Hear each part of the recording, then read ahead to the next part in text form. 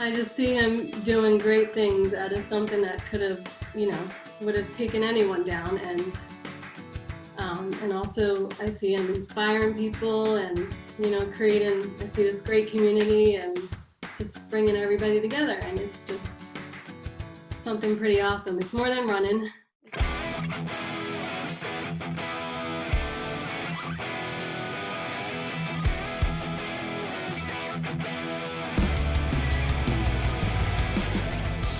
Huge welcome to the Ultra Running Guys family. Jeremy Reynolds, Jeff Winchester, and this is an exciting week because we're on week 4 with Steve Epifano, but this is the first time we've actually recorded and called it a podcast, and we actually have a podcast on a podcast platform. So you're either watching this on YouTube, hopefully maybe now you're listening to on Spotify. So however you're doing it, welcome. If you're just tuning in, we are on week 4 with Steve Epifano. He is training for a 100K this coming Saturday, and he's been doing that to honor a good friend of his that was tragically killed earlier this year, and that's really what this is all about. So if you haven't seen the previous episodes, please go check it out. But tonight we've got a super special guest. We have Steve's wife, Katie. So Steve and Katie, thanks so much for joining us. How are you guys tonight? Yeah, good. Yeah, doing good. Thanks for having me back. And thanks for having Katie here too. Yeah. So Katie, we can't tell you how excited we are to talk to you because we know there's always behind the scenes, and we're a couple married guys. So we think it'll be interesting. But before we get into that, we know you've been doing some running of your own, just set a 5K PR. So why don't you tell us about that real quick? I mean, I don't know if it's running, but It's a 5K PR. It's like by pace. yeah, I can't really go any faster, so. You did awesome. You did really awesome. I saw you posted about it, and just, that you were, I think you said you had your fastest mile within that 5K as well. So we really just want to acknowledge it because we think it's fantastic that you did that. And the other really cool thing about it is that you apparently had a really good coach. I'm curious what it was like to have your husband coach you. So what was it like to have this coach of yours? It was awesome. Yeah, right. No, I'm surprised he took it on because I hate it so much. So. She didn't want to do any of I the tortured drills. him. She's like, what do the drills even do? That's funny. So did he give you drills to do as well? Like what kind of drills? Like the high knees and like A skip, B skip, and like mobility stuff and everything like that. I'm like, I look real weird doing this. I was like, you don't have to worry about what you look like, you know? But on the bright side, your coach gave you a personal best and your fastest mile. So, I mean, he's got like street cred now. Yeah, no. Yeah. And don't let her fool you. She did the David Goggins 4x4x48. Oh, no joke. Fantastic. Yeah. Jeff did that not too long ago. This past summer, it was really hot. How was it for you? That's what she did. And I think it was probably the same time too. Yeah, it was bad. What was the worst part? Was it the middle of the night, 2 a.m. wake up? Why am I going to go run 4 miles right now? Yeah, and it was a little scary being out there, in the dark with coyotes or whatever out there. But yeah, and then my body was I was nauseous, delirious. But it was good. I just wanted to be uncomfortable, and that running, it makes me uncomfortable. So I'm like, yeah, I'm gonna do this. I think it's great because you have, we're talking about mindset. We're going to be talking about that tonight. That's the topic. And having gone through the Goggins challenge yourself, you've had to push yourself through something pretty difficult as well. So that experience and what Steve's going to be doing is a really good connecting point. And so I think I'm glad you told us that because I had no idea. I'm excited about your 5K, but I'm personally very excited to hear about the 4x4x48 because I know that's a really tough challenge. So kudos to you for knocking that out. Heck yeah. And that's even more impressive than having him as your coach. Yeah. Or husband, either way. So. Well, I mean, you said that, but you met Goggins, so like it's like a full circle now. Yeah. Circle. That's right. Yeah. Yeah. I would just push her out the door like 2 o'clock in the morning and lock the door and say, come back after 4 miles. Oh, this is going to be good when she's encouraging you too. Yeah, just keep going. I don't care. That's right. It's payback time. Yeah. I feel real sorry for you, Steve. Remember when you kicked me out of bed at 2 in the morning to go do my 4x4x48? But in that note, I mean, so obviously, Katie, I think it's so cool that you've been doing that kind of stuff. Steve obviously has been busy with his training. From the outside looking in, it looks like you are incredibly supportive. And just from the limited interaction we've had on social media and that kind of thing, you've been supportive of us, you've been supportive of him in this effort. But now you've got two of you that are doing some pretty cool things. How has it been for you, Katie, to manage the demands of a family, as well as, you know, needing him as a husband and a father, but allowing him to go do the things that he wants to do? I don't know. I don't think anybody really has it figured out. There's no like right way to do it. You just kind of take one day at a time and not try to focus on like 10 steps from now. Just, you know, take it as it comes. And it's pretty easy to support him because he's pretty inspirational. Oh. So that part crazy and inspirational. Yeah. So then let's move over to when he said he was going to do 100K. Obviously, he's doing it in honor of Robin and everything. What was your reaction to that? Because you've seen him do 50Ks and stuff in the past and everything. When he told you he was going to do 100K, what did you think? I wasn't surprised. I knew it was coming. Once he did the marathon 50K, I knew he's not stopping. So I still remember the first time I told Shannon that I was going to do 50 miles, and she was like, "I don't want to hear it." Like, I can't relate to it, but you know, it's cool.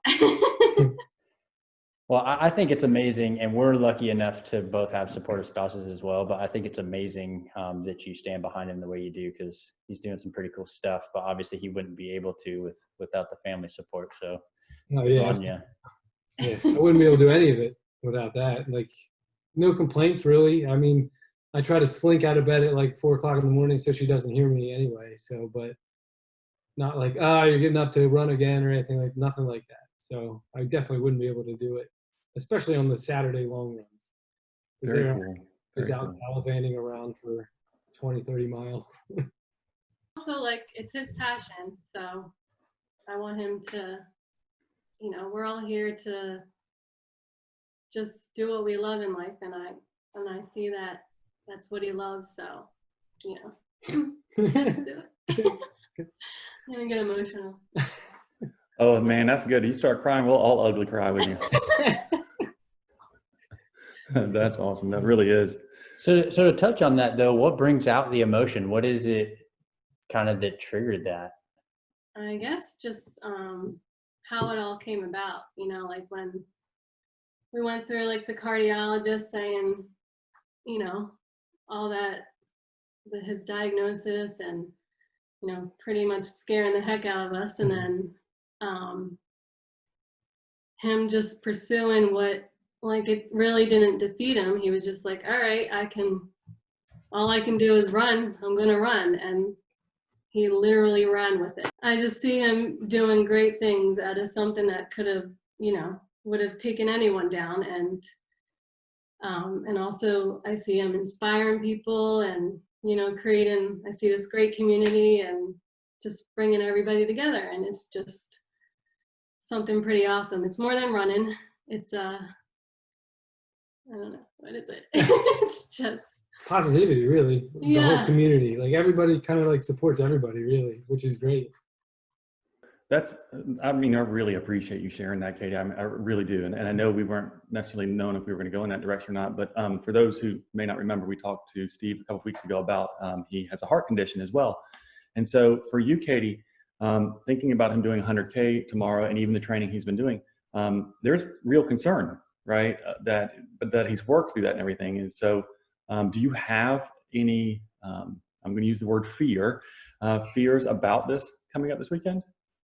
No, I actually don't. Okay. I kind of worked through that myself. Well, I just went. No, I mean, when it was like years ago, when it was fresh. Yeah, I had a lot of fears, and my fears were kind of holding him back. And at some point, I had to realize that, you know, that's not for me to decide how he wants to live his life and how he wants to, you know, go forward. So I kind of made peace with that a long time ago. And yeah, I know he's meant to do this. So. But after interval day, she will ask me how high my heart rate got up to. So she always checks that. That's for sure. Yeah, I'm sure that's always got to be in the back of the mind. And again, I think it's so great. So and I won't go too much into the side, but my daughter's got a specific condition, and I know what it's like to think, hey, I want you to be able to do what you want to do, but I'm also concerned about the repercussions of that, even though I probably shouldn't be. So the fact that you can manage that you can look at what makes him happy, but obviously he's doing a lot of the things right, like we talked about, and I'm sure that goes a long way. I think it's great that you're not worried about this weekend. I'm worried. Not the heart rate wise, but otherwise. I was gonna say, but that's also got to be a weight off your shoulders, Steve, to know that that's not a concern there. And I've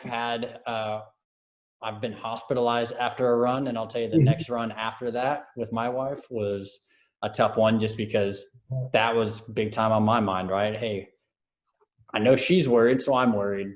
Yeah. So the fact that you don't have to deal with that is great.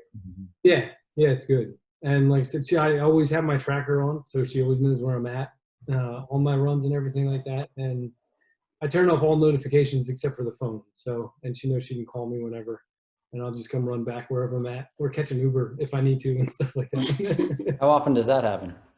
It's only happened once. I got to hear that story. So Steve, we're gonna switch to you then. So how are you feeling? Good. A little bit, normal nerves and stuff like that the closer we get to Saturday morning. Yeah. I tried not to check the weather too early, but I checked it today and it looks pretty good. I mean, I really can't complain with Southern California weather. So I think it's like low of 43, high of 70. So I should be pretty good throughout the whole time. My main concern, like during the run and everything, has been, like I would say I run like a vampire, because for the most part I'm running in the dark. So as soon as that sun comes out, it's a completely different ball game. I do like my long runs every once in a while.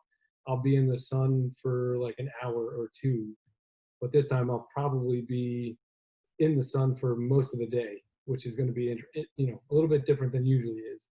That's kind of how it was on the 50K too. I was like, what is this bright orange thing in the sky? Why is it draining me of all my energy? So, what time are you actually starting your run? I'm going to try to get on the road by 4 o'clock in the morning. Okay. So a good early start. You mentioned that you're feeling pretty good. And so as per usual, I've been tracking you, kind of on the Instagram and taking a look at your runs. One of the things that I was really interested in is, I think today was your last run and you've been tapering. How's the taper going? It's good. It's frustrating. I think like I saw Jeff say too, he whines and complains a lot. Stuff. I mean, that's the same thing. You don't feel right, and that's why I say you should, keep your intensity, but lower your volume overall, which is why like I still did a speed workout for a little bit on Tuesday, just to make sure I got my legs moving and everything like that. If it was a normal like race day for like a marathon or something, I would do like a tune-up run on a Friday. But since I'm doing so many miles, I'll probably Friday just do like an early morning walk and stuff like that, and try not to light jog. Try very hard to not jog at all. But yeah, it's just I want to move, and that's what tapering's tapering. It's part of the whole game and stuff like that. So it's a needed process. So I'm really glad you said, because that was a question I had. I've seen you echo it several times, is the reduce your volume but not your intensity. Is that something you kind of always done, or how did that come about? The only reason I'm asking is, right, because I know a lot of people, it's kind of the opposite. Hey, take it easy during the taper. Even though you were reducing volume, it's not very often, I think, that I've done a interval type workout during a taper. Yeah, so I got that from my coaching certificate when I went for that training. I forget his name, but he was he coaches endurance athletes as well as sprinters and everything like that. And he was saying, as they're coming up to a meet, right, if they're running a 400 and they're in the taper process, if a normal workout is usually 5 200s and like 3 100s, what they'll do is they'll go run 2 200s and 1 100. Or if after that 200 they're feeling good, they're feeling great, call it at that and be like, okay, good, you got your one, you got moving, feeling everything, your lungs feel good, move that way. And he also does that for his endurance athletes as well. And like I said, everything's kind of personal, but I've found that if I feel like lethargic, and I'd rather be slightly tired than lethargic at the starting line. I think it makes absolute sense. I think it is, yeah, for sure. And I mentioned before, I think you've just got a lot of good information. So if anybody's watching or listening that is not following Steve, go follow him on Instagram. We'll put it up. But like, no kidding, you put a lot of good kind of advice or information in your post. So I do appreciate it. Thank you. Katie, are you worried about the fact that he's not going to be running for the next few days? Because I go crazy when I can't do that. So I'm not always. It's a crazy maker. Yeah. His energy might come out another. Yeah, start walking, like I'll just be walking around the house. Just, Pacing. yeah, like why are you so crazy? And it's weird. You feel hydrated, you feel refreshed, and I just want to be tired and just sore legs. I'll be that on Sunday, but Yeah, I definitely get bored. I can't stand it. yeah, I hate taper. Yeah, I'm the same way. I think we all are. yeah. Especially it just being a normal part of the day. It really is an outlet for me. So, But I think most of us who are doing this are running so many miles so often, and that to kind of cut back, you don't know what to do with yourself. Yeah. And it just feels weird. So Yeah, and it's like a mental escape. It's your meditation in the morning, it's your routine, and then if you don't get that, like at least a full hour of it, you feel off kind of the rest of the day. I think we're going to switch gears though now a little bit, maybe. As a reminder, you're doing 100K. For those that don't know that metric system, that's 62 miles. And so you've mapped out your course and everything. But the one thing that you may not have mapped out fully is kind of how you're going to begin to deal with some low points and stuff. And so we want to spend some time really talking about how you are going to navigate those moments where, in a 50K or a marathon, you may have that low moment, like as you start to bonk or something like that. But once you begin to get beyond that distance, you will hit multiple potential low points that will come about. Do you have any ideas or any plans how you can address that when you enter what we call the pain cave, and how you're going to kind of get through that moment? I don't have any like specific, like, hey, this is what this is what you should do, like when you hit it. I just have a mantra that I like say over and over again as I hit that. Or if I feel like a tweak or something like that on an ankle, and it's pretty stupid, but to me, I just repeat that over and over again. And I may, if you go into the pain cave, I may turn off my headphones or turn up my headphones depending on the mood I'm in. Like I was saying, when I hit the pain cave, when I was with my parents on my 50K, it was like right towards the end. It was like, I think it was like mile, 27, I was cruising, and then I hit it. And they're trying to talk to you, trying to get you out of it. And then it's just like, I got to go inside for a little bit, deal with whatever demons are sitting there, and just kind of like almost embrace the pain cave, because it's going to be there. And forever, how long it is, it's going to be transient, whether that's for the 13 miles that's left, or even if you hit it at the first mile, you're going to have to deal with it for 62 miles. And it'll be over. And it may not be over till tomorrow, but it'll eventually be over. It's definitely going to come to an end. But now you're not going to get away with this without actually telling us what your mantra is. It's, now I'm trying to remember. It's, yeah, I know, right? Right, Katie. All right, Katie, time out, Katie. That's exactly right. You better remember it. So that's the good advice as a crew member that you're going to give him. Captain Crew, you tell him, you better remember it. I'll be delirious anyway, and I won't remember it. But it's strength and healing. I just say that over and over again and repeat it over and over again. I like it. You said strength and healing, right? Yep. And that's what I did when I tweaked my my shin at probably the beginning of this training cycle, like right at the end of, or right at the end of October, and that was kind of my next few runs was just that over and over again. Big mindset person, and then if I focus on the injury, then that's all I'll feel. But if you focus on something else, it kind of goes away, that kind of stuff. So I think that's incredible. And one of the things that I really keyed in on that made a difference for me in my running is when you said, hey, you're talking about the pain cave, and you said it's going to be there, essentially just embrace it.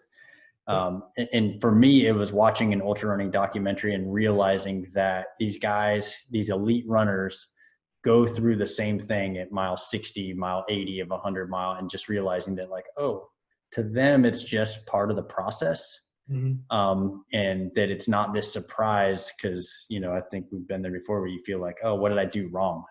yeah, Like, you know, it feels like I should be doing better at this. So I think it's great that you're already in the mind space that, like, oh, it's going to come. It's just part of the deal. So, you know, kind of start using those tools.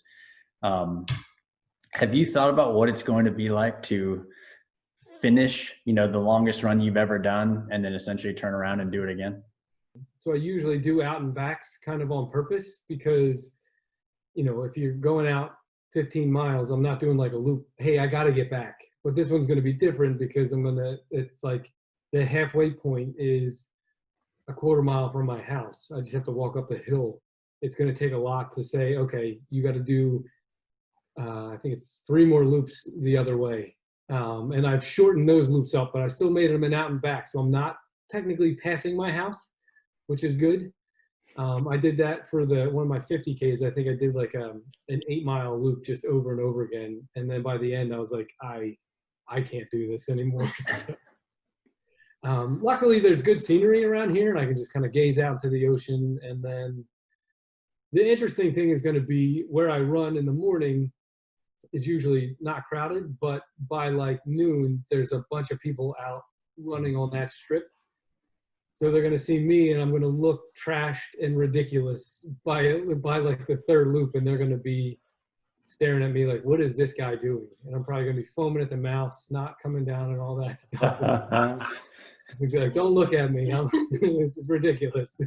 I do want to dig in a little bit harder, because you just said, you know, there's going to be a point where maybe your mantra may not carry you through, right? Or you're like, all right, this just isn't cutting it. You're doing this really for Robin, and kind of his honor. I imagine that would give you a lot of strength to draw on. What's it going to mean to you to finish this race in his honor? I mean, that's going to be like the number one for me, right? That's why I'm doing it. So I'm sure I'll have all kinds of emotion when I get it done. And like I said last week, whether it takes me till midnight or 48 hours to do it, I'm going to do it, just because of all the support that everybody's shown. So I can't let all those people who donated down, and I can't let Kara down, and I just want to do it in his honor too. So however long it takes me to do out there, I'll crawl across the finish line. So that's the main thing that's going to keep me going. And then also seeing Katie on the halfway mark with some pancakes, and then every 10 miles after that is definitely going to keep me going.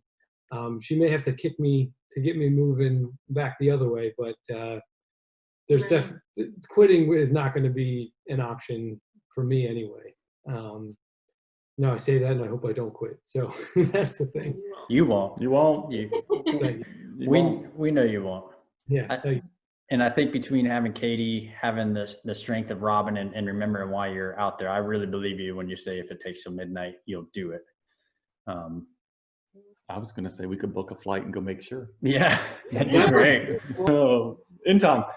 So no, seriously though, we do want to talk about just some other feedback we had. So we, as you may have seen, like on Instagram, we used our URG account as well as our personal accounts. And I kind of asked for comments from anybody that has experienced the pain cave and what are the things that they do to get through it. They may not have said strength and healing like you had, but they had some of their own ideas. And so we had a really good response. We had too many that we could use. And so we ordered them. There was 14 that kind of stood out to us really as that we wanted to highlight. But again, we can't say them all because we don't have that kind of time. And so we're going to let you, Katie and Steve, pick your favorites by picking 1 to 14. And if you're going to tell us a number, and when you tell us a number, I'm going to then select the right one, and that's going to be the comment. So they can't blame us. It's our mistake. If they did not get highlighted in this session, it is not our fault. Yeah, for everybody listening, we're the good guys. It's all Katie. And Steve and and pay for that one.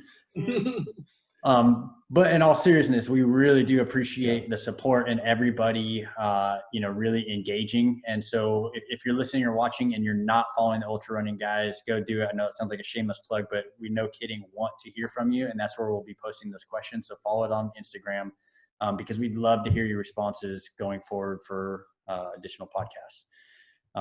So Steve, Katie, what's the first number, 1 to 14? 11. 11. All right. That looks like it's Jose. Jose.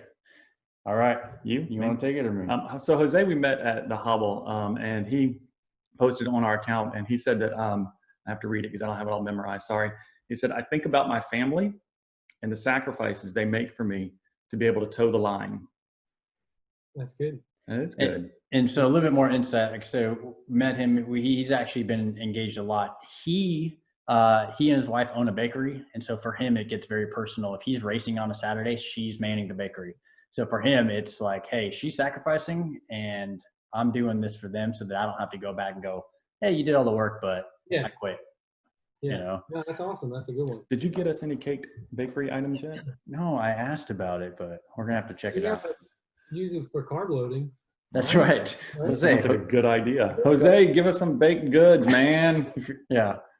But that's cool. No, seriously though, that's one of those things. And if you can point to your family and recognize those types of sacrifices those around you have made, it does kind of spur you on, because there's a lot of our family members have done that for us. And so I think it's really cool. We need another number. I'll do 6. All right. So this is Mark KAUFFMAN, another really good dude. Met him at the same race and also at Hobble. I've seen him since. Really what it boiled down to for him is he recognizes that he's in pain at the moment, but also recognizes that there's people that live with pain every day. Yeah. So he just tries to keep the perspective of, hey, I'm going to celebrate the fact that I'm doing this because there's a lot of people that have it pretty rough. So he finds strength in that. I thought that was pretty neat. So I would imagine that's something you could probably do, Steve, if nothing else seems to be working. But could be worse. Yeah, and you always go back to from David Goggins' book, The Cookie Jar. Yeah, exactly. Sure. That's a good one. That's actually I like the cookie jar. Yeah, I put a lot in there. I try not to pull from it very much, but the small victories all go in there. Do one more? One more. All right, one more number. We'll do 8.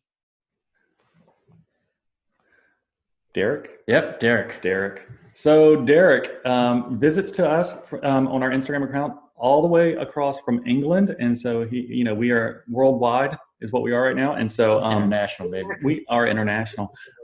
It's really cool though. No, it is just the way that obviously all the social media and internet works to be able to have just interactions with people that are in other countries and stuff. And so Derek is in England, but his comment was, it was really simple and very succinct, and I like it a lot because he simply said, come to terms with it. So like when you're in the pain cave, come to terms with it. And well, before I kind of expand on what I think it means from how I interpret that and everything, how do you kind of hear that for yourself? Again, it's just you accept it. It's like we're all about being in the present moment, and if the pain cave is the present moment, then that's what it is. You know what I mean? And then you just move to the next present moment. And if it's there, that's what it is for that one. And you just keep continuing on until it's not anymore. Like I said, it may be still there, but that's how I just kind of accept it and let it wash over you. Yeah, that's kind of exactly how I see it as well too. Yeah, and so Jeff and I were talking about this before as we were going through these, and this takes me back. So Steve, I honestly don't know if you watched the video, but we did a video Jeff did when he completed his first 100-miler. And there was a point during that race, we were 60-something miles in. I paced him for the last 50. Mm-hmm. And it literally, like, the discussion was, we may have to walk like the next 37 miles. Yeah. Right. And when I saw that, like, come to terms with it, that's exactly what he did. Of course, you know, I'm the happy, like, hey, yeah, like, we're going to make it. Right. Cause that was my job. But I mean, even as the pacer, right, that's still overwhelming to think we're going to potentially have to walk for the next 37 miles and we'll make it. Yeah. But I think that coming to terms with it, accepting it, was really, I won't say a turning point, because it wasn't a turning point, huge. but it was huge. And obviously we didn't have to walk Yeah. 37 miles. You know, he finished really strong, but But at that moment, the idea is that, and I do recall it, it's that you kind of have to take all your emotions and kind of set them to the side, because all of your emotions are simply saying run, not continue run, but run away, right? Yeah. To get out of this. And so literally accepting the fact you may have to walk for the next 30 some odd miles, but you're going to do that. You Yeah. know, and that's what's going to happen. It's kind of like you said, I'm going to be here till midnight, and if it's what it takes, that's what it takes. And so the assumption that I would have even for you, and even Katie, a little bit of coaching here for you as you think about this, as he goes through some of the suffering, maybe, is he may get to that point. He's like, I just want to be done. And you're going to kind of understand he's at an emotional side and a come to terms side, and trying to get him out of the emotional aspect of it is really the goal there, so that he comes to terms with the fact, hey man, Steve, if we have to be here till midnight, I'll keep making pancakes till midnight. I'm glad you said that for her. yeah, she's like, pancakes are in the cooler. Yeah. Hey, I'll just leave it down at the beach. But I mean, that's kind of what it looks like and everything. And so, Yeah. So any others, or? No, I think we'll move on, because that you went right to a good point. And so, Katie, I'm super interested to hear, you know, you've probably seen him go through some stuff before, but how prepared are you to watch him suffer if it comes to that? Well, I didn't really think about how bad it could get. So I don't know if I'm fully prepared, but I'm ready. I promise not to curse at you. So I'll be Ooh, you don't make promises that I mean, I don't think, well, I'm still alive, so I've never cursed at Shannon during a race, but I've never done that. yeah. I think I've cursed at you. Oh, probably. Yeah, but I'll take it. Right. Yeah. Yeah. Yeah, honestly, I personally don't think, Steve, as prepared as you are, that it's going to get that bad, but I think you're going to definitely have to fight some mental demons. And so have you guys talked about how, you know, you want her to crew, things she should say or not say, any of those kind of discussions, or has that not happened yet? Maybe we should discuss What that. should we do? That's what we're just winging it. You know? So again, free tip time. Yep. Free tip time. One thing that we would recommend Absolutely is have that conversation. You know, understanding kind of what you respond to. I have no idea. Like for instance, Steve, if I did catch a flight and come to California, which I'm not, but if I did, I would literally sit across from you and say, so when you tell me that your feet hurt and that you don't know if you can take another step and you're whining because you've got blisters, whatever the thing is you're saying to me, what do you want me to say to you? Yeah, probably be suck it up. Just keep going. Mm-hmm. That's my daughter's term is suck it up, buttercup. That's what she tells me. Yeah. But it comes down to that. And so then it helps that person who's pacing you or crewing you or whatever it is, know what they can do to support, because oftentimes, like my wife will tell you, she absolutely hates to see me look like I'm suffering or I'm in a lot of pain. And sometimes in ultras, depending on the distance, you may have a lot of pain, and don't know if you will or won't, but we do. Like, you know, it could be anything. It could be any kind of reason. It could be a stomach issue like we talked about last week. Mm-hmm. And so understanding that I'm going to have that look of angst on me or whatever it is I'm dealing with, she needs to know how she can respond to me in a way that kind of helps me get through the door and get to the goal I'm trying to get to. And so you have to have those conversations because it's helpful for you in that moment. And it's really going to be helpful for you, Katie, because however you tend to respond in difficult situations with him, this is going to be that situation where you're like, well, you're going to keep moving and you want me to help you keep moving. And so you've told me what to say to you and I'm going to do that now. And you can't hate me for it. Yeah, that's true. I'll sign the contract. I think I take for granted like how good of a runner he is, because he doesn't really like put it on me. whatever he's feeling. So that Yeah. might be part of it. I internalize a lot of it too. Yeah, and I think I'm probably very similar in races. My wife says that most of the time I look happy, even if I'm kind of dealing with some of that. But there have been times, and usually my advice to her is don't ever ask me if I want to stop or if I'm, okay that way. Like, don't ever give me the option. Yeah. And two, don't ever let me get comfortable. Yep. And as a spouse, typically those are the kind of things, right? You want to protect or take care. So my rule for you, Katie, would be don't ever ask him if he's sure he wants to go on. Just kick him out. Yeah. Give him his pancakes and kick him out. Yeah, that's a good idea. Shove it in his mouth. Yeah. I don't want any more pancakes. But and just to kind of to say what you said, Katie, I actually think he's going to do really well. I do too. And I know we've talked about suffering and it's going to be super difficult and things. That is a possibility, but Steve, you are a very strong runner. And if you were to meet with us next week and we were to recap and you were to tell me that you ran the entire time, I actually would not be shocked. Like, you are a very talented runner, and you are a very strong runner. And so I don't know. I have no idea what it's going to look like. And so I know that the ultras can range from the experience depending on the person and how their body responds to it. And so I'm really excited to see how you do it. And I do think you've got the training underneath you to be very successful in it as well. So Katie, I get it that you're not sure because he keeps it all kind of secretive per se, because he is a strong runner. And so it makes a lot of sense. On your side, I just don't want you to be surprised then. If something were to go awry, now you're not going to be surprised. You're like, yeah, that old dude I was talking to, he said it's possible. Keep giving him pancakes, right? And so that's good. Yeah. I'll give her your phone numbers and she can call you. Perfect. We may, if you do that, we may actually put you live on Instagram that day and have you say, how bad does he look right now? Pretty bad, yeah. But I appreciate that. That means a lot coming from you guys. So I appreciate that a lot.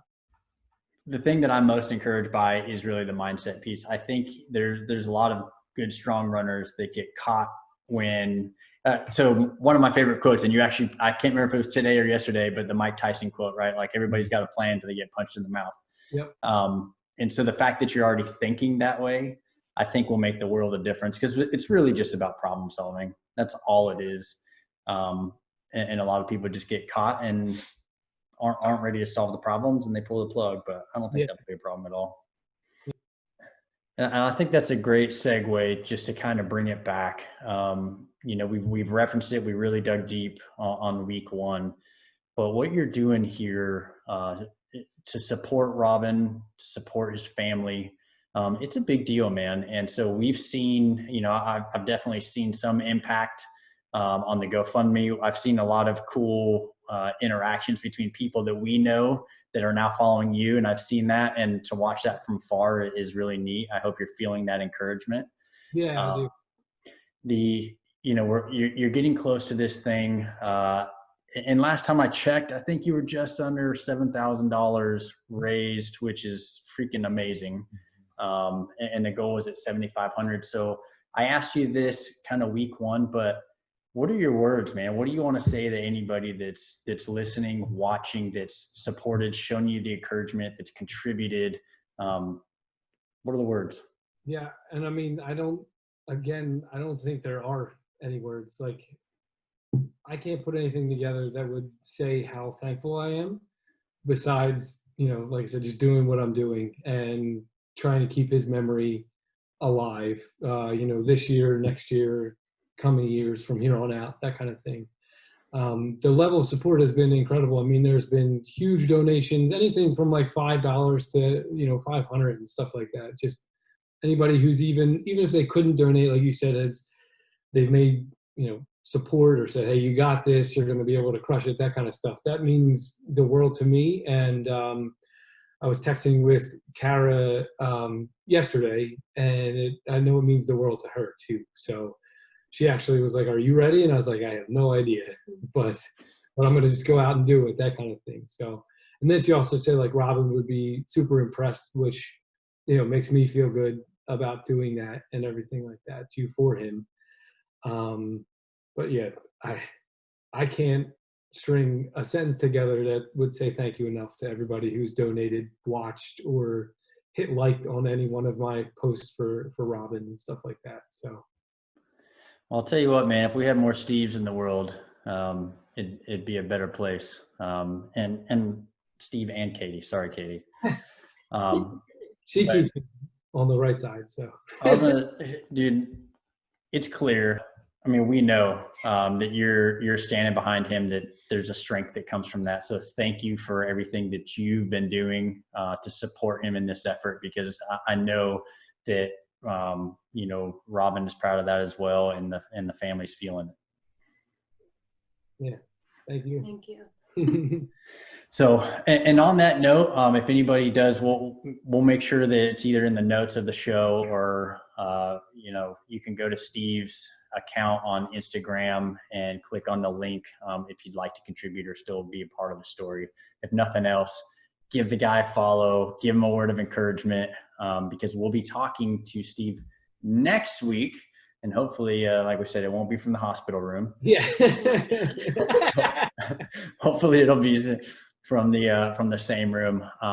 But we are really looking forward to talking to you guys next week. Thank you so much for the time. And for anybody watching, listening, thank you so much for just giving us your time and being such a great part of the ultra running guys community.